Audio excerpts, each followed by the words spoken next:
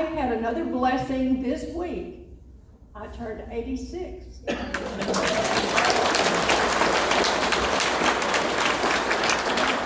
I'm still here to tell about it, so that's good. Now, I have to reassure Dr. Belding of one thing, because we talked about the length of this little talk. I am not going to give them the whole load of hay. Just a few bales. And these are the small bales, not the great. You do what you want. Okay. Okay. Well, you know, they say that with age comes wisdom, but also with age comes senility. So no judging, please. Okay. All right. I moved to West Blackjack Road when I was 3 years old. And back in that day, it was Depression time. And when I think about how we were living at that time, it's even more amazing to me that my name is on this building. We were living in a 2-room house near the creek with none of the facilities that people have today. I don't think that I really thought that much about it, you know, and that's where we were living when I started school in Aubrey. And I went to school in Aubrey from grades 1 through 7. And then we moved to Denton. And I went to the North Texas Lab School for the 8th grade. They did things a little differently. I got to skip the 9th grade along with some other students as well. I was not the only one. So then I went to Denton High School and I graduated there. But I graduated at midterm because I had a wonderful counselor, Maxie Dibble, who saw to it that I was able to get out of school early because she was scared to death that my boyfriend, my future husband, and I were going to get married before I could get out of school. And she was determined that I go to college. So she helped me graduate at get out of school at midterm. She drove me to the college and got me a scholarship and got me enrolled.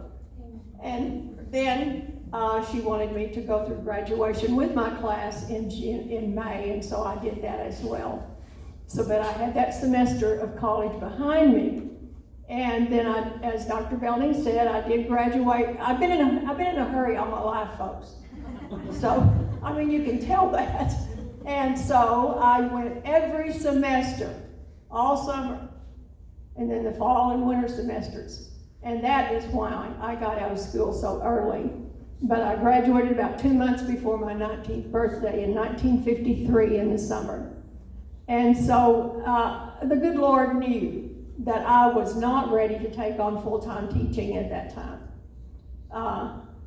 And so I did other things. I signed up to, well, no, it wasn't at that time that I signed up. I worked, as he said, for the Singer Sewing Machine Company.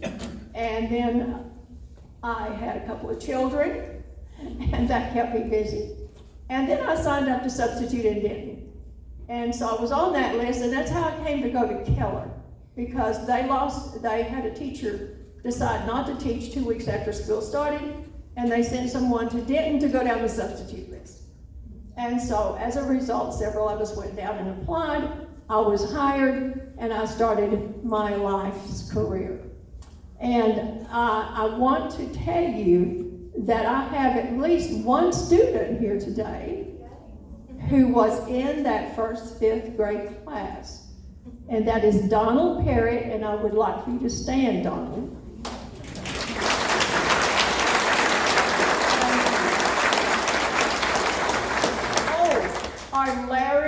Larry. Okay, and Jeff.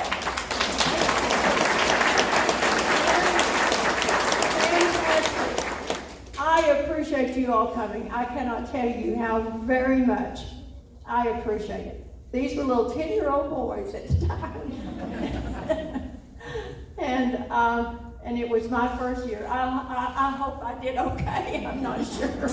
But anyway, it was the beginning, and I'm very proud of them. And I go to their reunions when I'm invited, and so I have had some interaction with them with all of the ones that I taught down there. I stayed down there 9 years, and the reason I left is sitting right over here. And she was number 3. Anyway, anyway, let me see where I am right now. Okay, so we moved back to Aubrey in 1973, just before 1974. It was around Christmas time. In the summer of 1974, I went to the Aubrey school, and I was going to substitute again. I was going to sign up to substitute. Well, I ended up being hired to teach full-time, and that began my 21-year history of teaching in Aubrey.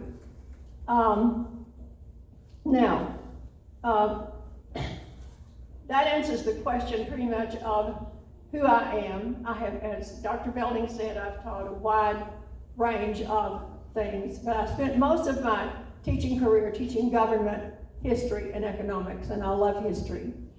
And I have to give my stepdad, Reuben Cagle, credit for really getting me interested in history, because back in the day, many Native Americans lived in this area, and we lived along the creek, and they lived near where there was water. And there were many, many artifacts on that place. And Sean, my nephew here, can tell you, they're still finding artifacts out there. And so if you see me going around looking down at the ground, don't think anything's wrong. You know, I just sort of developed that habit over the years. And so, anyway, so as a small child, I would follow Daddy around, and we would pick up rocks and arrowheads and things, and he would even dig for pieces of stuff. And I missed naming someone in my introduction to the family. I have 2 brothers here. My dear brother Reuben over there, and my dear brother Danny over here. One more, my precious sister Patsy. Right here. I have 4 brothers, 2 in Texas and 2 in California. So, anyway, so that just adds, he didn't know that. So, anyway, now, that answers the question of who I am. I don't tell everything, obviously, I don't want them to know, okay? Anyway, now, the question of why my name is on this school. Well, I have to thank this dear school board for that. And by the way, the president of the school board is a former student of mine. And we had some great discussions. Okay? And I just love it when you can look at the students that you had in class and know that they have done so well. And we have people who have become doctors and all kinds of things, and it's just wonderful. We have a wonderful school system here, in case you didn't know. Anyway, and I tell you, the teachers are really smart nowadays, because I've been doing virtual school with my granddaughter, and I can't do 5th grade math anymore. So, anyway, and if you've been doing virtual school, you know how hard it is. So, but the reason my name is up there is because, of course, they chose it. But I like to think that God put that in their minds. Amen. And I also I do think that He put people in my life that kept me on the path that I took.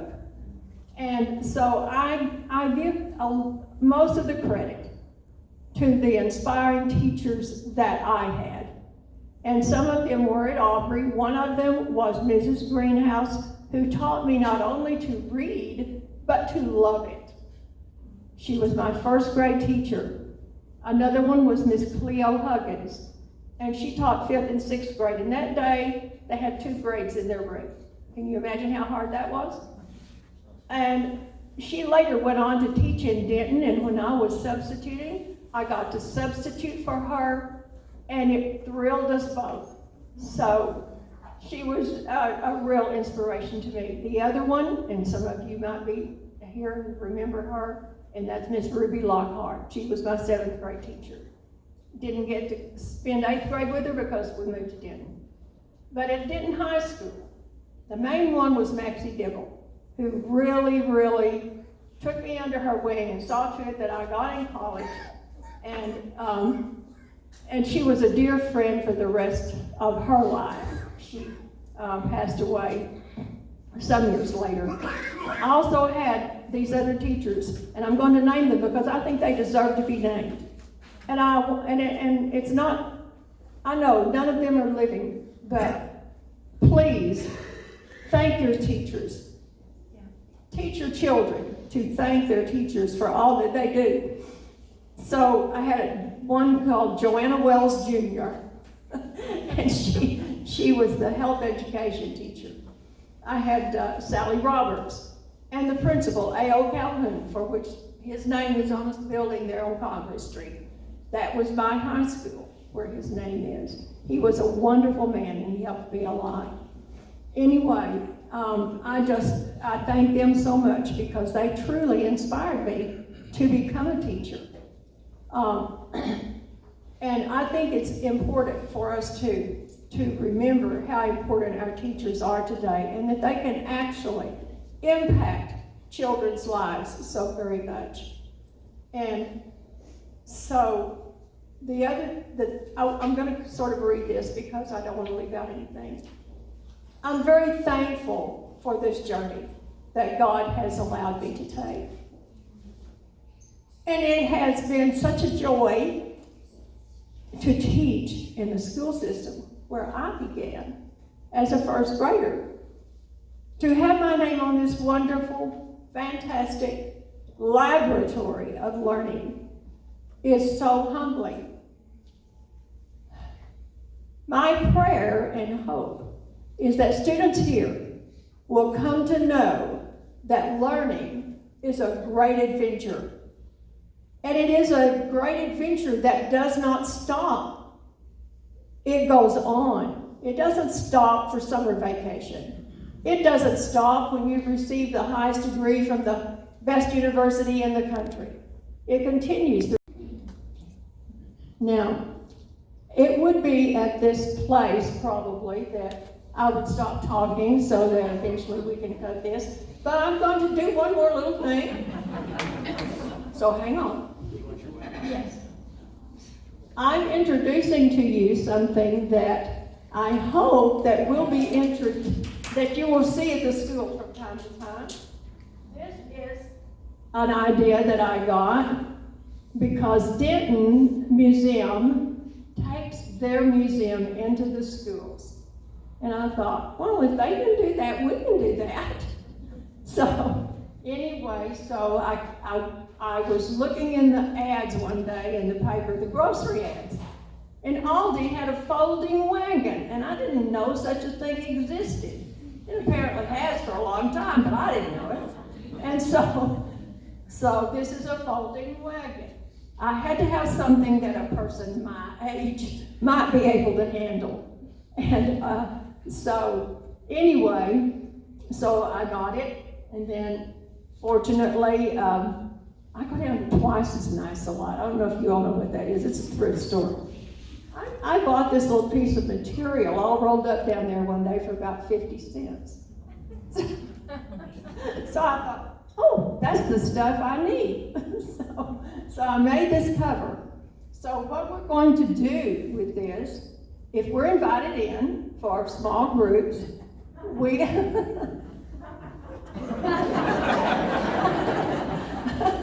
we'll come in and give the students a little introduction to Aubrey's history. Now,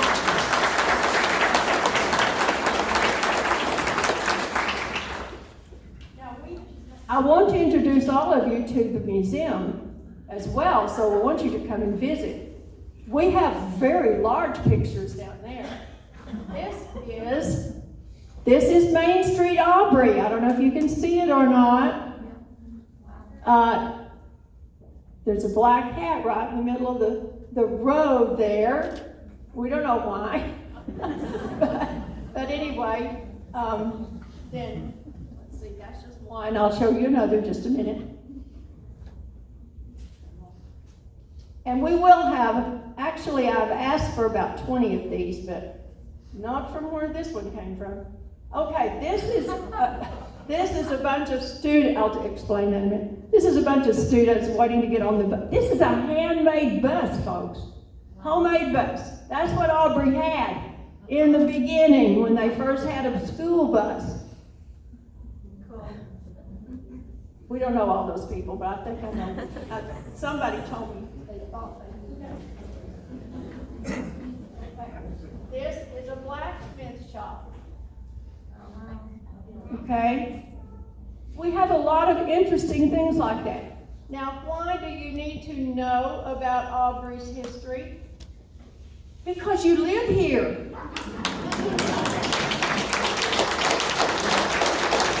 Not only that, many of you, I hope we have people here who are living in this beautiful community out here. Because, and I can put it back. Okay, thank you. Anyway, not only will we have pictures, we will have artifacts. I'll show you just one.